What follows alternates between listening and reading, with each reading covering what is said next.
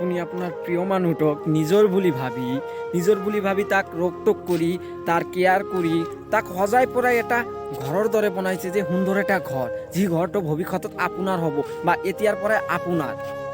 আপুনি ভাবি আছে যে সেইটো আপোনাৰ, কিন্তু আচল কথা যিটো হ'ল সেইটো হ'ল আচলতে কিন্তু সি আপোনাৰ নহয়। কাৰণ আপুনি যিমানে ভাবক যে সেই বস্তুটো আপোনাৰ, সেই ঘৰটো আপোনাৰ, আচলতে কিন্তু সেই ঘৰটো আপোনাৰ নহয়। এদিন নহয় এদিন পাখি ঘৰৰ পৰা উৰাল মাৰি যাবই, আৰু সেইদিন আপুনি যি দুখ পাব সেই দুখৰ পৰা কেনেকৈ বাহিৰে ওলাব। সেইকাৰণে আপুনি এই কথাবিলাক কঠোৰ লাগিলেও আচলতে কিন্তু সঁচা কথা, যি যাক আপুনি আপোন ভাবি আছিলে সি কিন্তু আপোন নহয়। গতিকে আপুনি নিজৰ কাৰণে কিবা এটা কৰক, বা আপুনি ধৰক যে আনক কেয়াৰ কৰি মানে নিজতকৈ আপুনি আনক বেছি মহত্ব দি আছে, তেতিয়াহ'লে দুখটো আপোনাৰ পাবই লাগিব। আৰু এইটোৱে বিধিৰ বিধান, কাৰণ আপুনি যেতিয়া নিজতকৈ বেছি আনক ভাল পাব তেতিয়া দুখ পাবই লাগিব।